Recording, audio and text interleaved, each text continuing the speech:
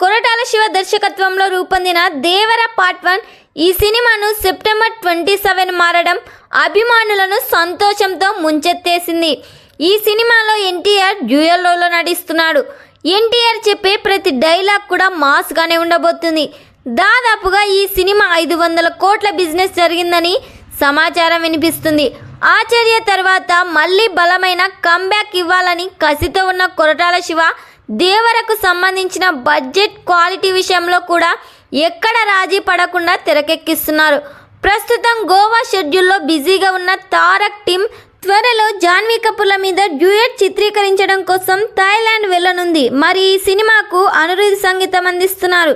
మరి ఈ సినిమా థియేటర్స్లో రిలీజ్ అయ్యి బిగ్గెస్ట్ బ్లాక్ బస్టర్ హిట్ కావాలని ఎంతమంది కోరుకుంటున్నారో కామెంట్ చేయండి. ఈ వీడియో మీకు నచ్చినట్లయితే లైక్ చేయండి, షేర్ చేయండి. మరిన్ని లేటెస్ట్ అప్డేట్ కోసం మా ఛానల్ని సబ్స్క్రైబ్ చేయండి.